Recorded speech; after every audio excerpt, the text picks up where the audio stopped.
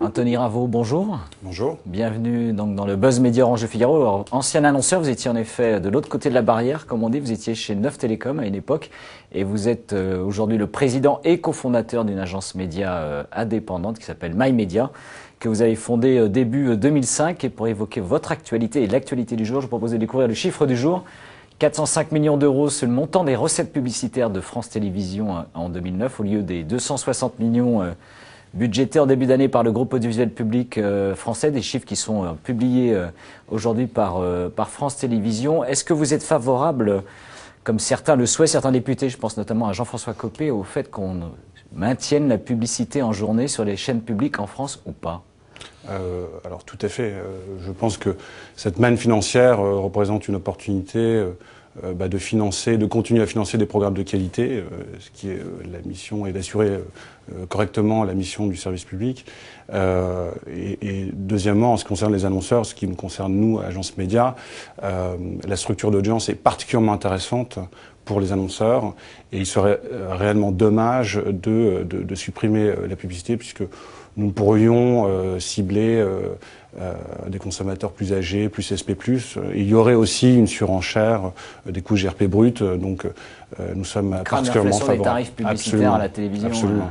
Alors l'année dernière, on a vu que la télévision avait connu plutôt pas mal de difficultés, même les chaînes historiques, sous la poussée à la fois de la crise du marché publicitaire et également sous la percée de la TNT. Est-ce que d'une certaine manière, avec les nouveaux médias, le média télévision n'est plus le média roi, comme on le disait, auprès de vos clients, les annonceurs ? Alors non. Il est vrai que la télévision a été extrêmement bousculée l'année dernière pour différentes raisons, donc la TNT, la crise, mais le média reste extrêmement performant. Donc on le remarque grâce à certains de nos clients qui investissent massivement et de manière, je dirais, largement majoritaire sur le média télé, et qui sont des annonceurs très héroïstes, même des pure players. Alors ce que j'appelle héroïste, vous peut-être expliquer dans le vocabulaire, le jargon publicitaire. Oui, puisque tout le monde est héroïste, logiquement. Le héroïsme, donc c'est... Donc, héroïste, return on investment. Les annonceurs, on va dire, héroïstes, sont les annonceurs qui ont des stratégies plutôt de vente directe, donc qui communiquent et qui mesurent instantanément les résultats, soit sur des call centers ou soit sur leur site. Avec des numéros d'appel ou des renvois. Exactement, exactement. C'est le cas par exemple de eDarling aujourd'hui, qui est un pure player, donc un concurrent très sérieux de Mythic Affinity, et qui utilise la télévision pour acquérir des clients à moindre coût. Vraiment dans une logique de rendement immédiat et à court terme. J'ai dit tout à l'heure, MyMedia est une agence donc indépendante. On voit un mouvement quand même de concentration et de consolidation sur le marché de l'achat d'espace au niveau international, mais aussi français. Est-ce que MyMedia peut poursuivre son parcours seul aujourd'hui ou pas ? Alors, pour nous, c'est une opportunité, très clairement, parce que l'archi-concentration crée énormément d'insatisfaction auprès des annonceurs.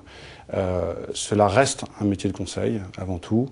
Et dans le contexte actuel où on a une atomisation de l'offre média, le conseil fait de plus en plus sens, et il est impératif d'avoir des seniors qui s'investissent sur les recommandations et qui élaborent des stratégies médias efficaces. Et ces stratégies médias, elles ont été peu ou très modifiées par l'émergence globalement des nouveaux médias numériques et de la digitalisation des activités de conseil publicitaire ou pas ?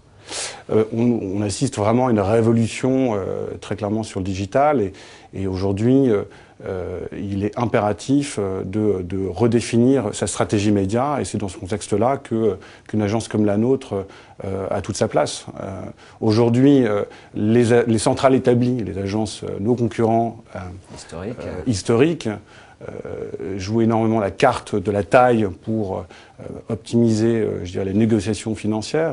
Or, aujourd'hui, ce n'est pas du tout là où les enjeux se placent pour les annonceurs, puisque aujourd'hui, il y a dans chaque média une redéfinition de l'offre, et il y a le digital qui est en train de prendre une place de plus en plus importante dans les stratégies médias. Ça pèse à peu près combien aujourd'hui, le digital, le numérique dans vos revenus ? Entre 30 et 40% si on prend l'activité publicitaire, donc multimédia. Parce la que création vous de faites sites. aussi de la création publicitaire. Absolument, absolument. Est-ce que, comme vos concurrents et confrères, en 2009, vous avez connu un fort coup d'arrêt de votre croissance ou pas? Alors, absolument, puisqu'en 2008, nous faisions 5 millions de marge brute. En 2009, nous avons perdu 1 million d'euros de marge brute. Alors, ça s'explique aussi de par le fait que Neuf Télécom a disparu, qui était notre... Une marque qui était absorbée? Absolument, absorbée par SFR, donc Neuf Télécom qui était notre client historique. Donc, nous avons bien évidemment subi la crise.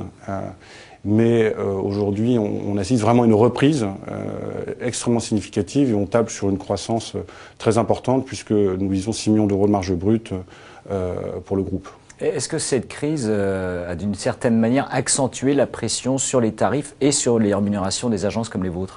Alors, en ce qui nous concerne, nous n'avons pas subi de pression significative excusez-moi. Sur vos prix, sur vos honoraires? Sur nos honoraires, nous n'avons pas subi de pression particulière parce que nous avons passé énormément de temps avec nos clients pour justement réagir face à cette crise, trouver des solutions et donc au final les annonceurs arrivent bien à valoriser justement ce temps passé et on n'est pas dans des débats justement d'honoraires à downsizer parce que les annonceurs aujourd'hui sont à la recherche de solutions, ils sont à la recherche d'accompagnement et cet accompagnement il doit être rémunéré bien évidemment.